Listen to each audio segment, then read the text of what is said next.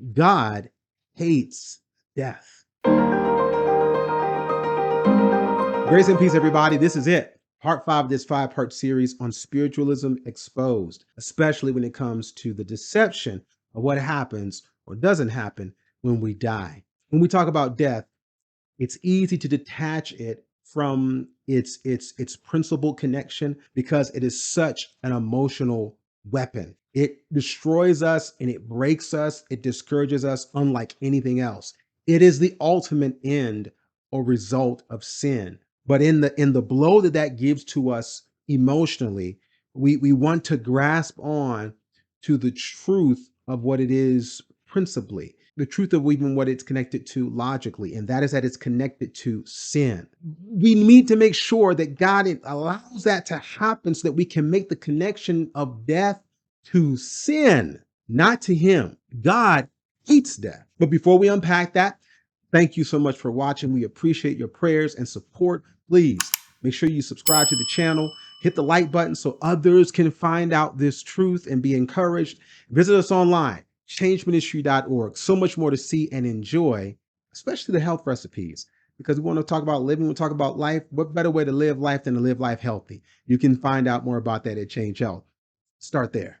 God knows that death comes from sin. It was not, and it is not a part of his original plan. It's not on the script that he had for us. It is not anything that he finds any kind of gratification from. It is abhorrent to him. It is an abomination. And it's why whenever you see his language, when he's teaching us on how to deal with death, literally when someone dies, and even how to deal with those who deal with death, God says, I don't want anything to do with it. I don't want any parts, and I don't want you to have any parts with it either. See here in Isaiah chapter 8, verse 19, when they shall say unto you, seek unto them that have familiar spirits, and unto wizards that peep and that mutter, should not a people seek unto their God, for the living to the dead? This was God speaking through his prophet Isaiah. And he says, look, when anyone tells you to deal with anybody who deals in death, who dabbles in death, have no parts. He doesn't want us to have any parts with them because he doesn't have any parts with them. God hates death. It separates us from him. It separates him from the children that he made and from even those he gave his only begotten son to save. It broke the heart of Jesus to think about the fact that others could choose anyone other than him or God. And it breaks their heart now to think about where and what they're doing to make sure we're saved, to be not just rejected, but in return, you accept a lie or turn to the dead. Look at how God deals with a king who happens to dabble in death, enters into a religion of death, and therefore practices death as a part of their faith. As crazy as it sounds, is what it says here in 2 Chronicles chapter 33. And he caused his children to pass through the fire in the valley of the son of Hinnom. Also, he observed times and used enchantments and used witchcraft and dealt with a familiar spirit. In other words, someone or some spirit that claimed to be from the other side of death. And with wizards, he wrought much evil in the sight of the Lord. How did the Lord feel about that? To provoke him to anger. Death angers God because it is death, again, that separates us from him. Death is that wall. Death is like a proverbial Jericho wall. Death is like a big sea, a red sea between us and him and between him and us. And anything that separates us from him is what breaks his heart, but it doesn't break his hope, because his hope is that we will see that greater than that wall, and on the other side, even beyond that sea, there's the truth of life. It's the truth as it is in Jesus, and it will cause us to hate death as much as he does.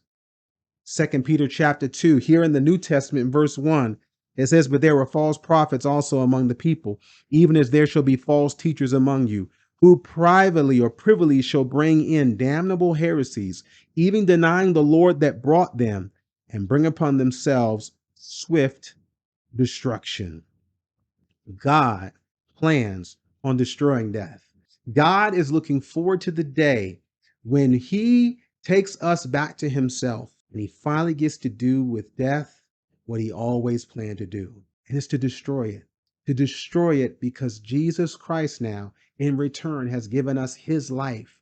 And now we have the gift of this everlasting life, and death has no hold over us. Yes, we do go to sleep, but even though we are still under the power of sin, we are freed from the penalty of sin. And the penalty of sin is not sleep, it is eternal death. That's not our only option. We've got an alternative. And the opportunity that we have to choose Christ over death is why God has given us this study. But more importantly, it's why God has given us the Bible, and he's given us the word as a light to us so that we can know the truth and we can be encouraged even and in spite of and even because of the discouragement of death. To know in this world for a believer, death is real, and it's a part of our life sentence, but it's a comma, because the comma lets us know that there's something on the other side, and Jesus is our comma. Jesus is the one that assures us that while we may sleep in this body, maybe I can say it best as Job said, though worms may destroy this body, yet in Jesus' coming will my flesh see God. God hates death, but he loves you.